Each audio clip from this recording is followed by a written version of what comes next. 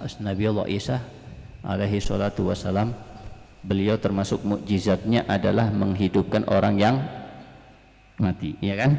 Pernah mukjizat Nabiullah Isa ini dipraktekkan oleh beliau melewati pemakaman, kuburan, dan kemudian satu di antara kuburan itu dihidupkan oleh Nabiullah Isa sebagai mukjizat. Muncul, wah, wajahnya hitam, habis terlihat habis tersiksa. Maka dia tanya oleh Nabiullah Isa, "Man anta?" Anda siapa? Maka dia mengatakan, "Kuntu hammalan." Aku ini adalah orang yang kerjanya sebagai kuli mengangkat barang orang dengan upah.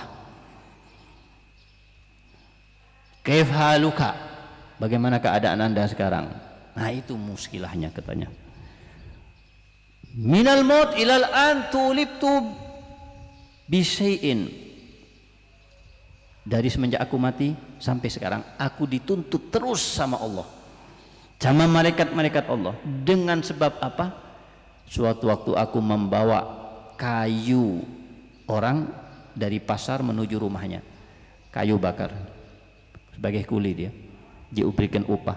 Di tengah-tengah perjalanan mengangkat kayunya orang, dia merasakan ada makanan yang nyangkut di giginya.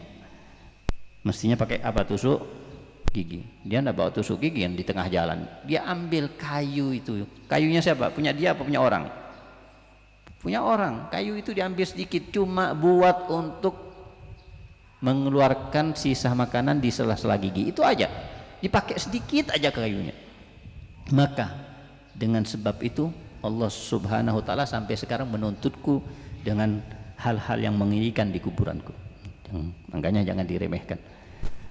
Bahkan seorang solihin, orang soleh sebenarnya, dia menyewa rumah. Dia tidak punya rumah sendiri, tapi rumahnya menyewa. Suatu waktu, ini orang soleh, bahkan disebutkan oleh sebagian namanya Kahmas bin Hasan, seorang ahli hadis, ahli ilm. Tapi setelah itu beliau tobat. Taubatnya itu sampai membuat beliau nangis. Kita taubat kadang tidak nangis, tobat tidak nangis, astagfirullah, kadang na'udzubillah, astagfirullah, tawa, astagfirullah, ketawa. Minta ampun kok ketawa. Beliau tobat minta ampun sama Allah, nangis siang dan malam. Tahu berapa hari? Karena maksiat yang beliau lakukan ini sampai membuat beliau nangis, menyesal. Pagi dan malam menangisnya. Berapa hari? 40 tahun. Lamanya 40 tahun. Itu sampai segitunya nangisnya, bukan karena beliau maksiatnya membunuh orang, bukan maksiatnya berzina, bukan maksiatnya minum khamr, bukan maksiatnya riba, bukan maksiatnya narkoba. Itu dosa yang jelas-jelas dosa besar. Ini maksiatnya sewaktu-waktu beliau nulis.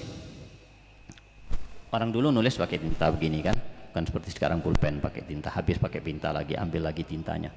Nah, kalau menghapusnya orang dulu pakai tanah. Menghapusnya kita kan pakai tips X, dulu orangnya pakai tanah dikit, hapus pakai tanah.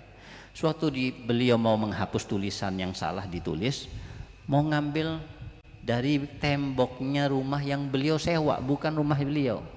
Habis itu dia ingat, oh iya ini bukan rumah ana ya, kan bukan ana, tembok ini temboknya yang punya rumah, bukan tembok ana. Mau ngambil sedikit debunya dulu, debunya bukan seperti ini halus, dulu kan terbuat dari batu yang terlihat ya, debunya bisa diambil. Kemudian beliau berpikir, apa artinya debu, cuma debu aja, insyaallah uli maridahu, ya kan, ambil.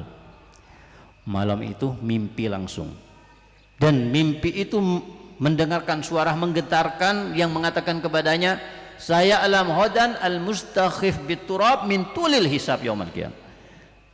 Akan nanti Anda tahu bagaimana rasanya hisab yang panjang di hari kiamat dengan sebab meremehkan hanya turab tadi itu.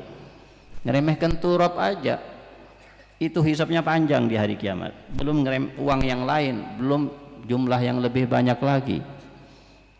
Jadi hati-hati, wara itu penting, apalagi bagi kalian ini thalabatul ilm. Artinya apa thalabatul ilm? Santri penuntut ilmu.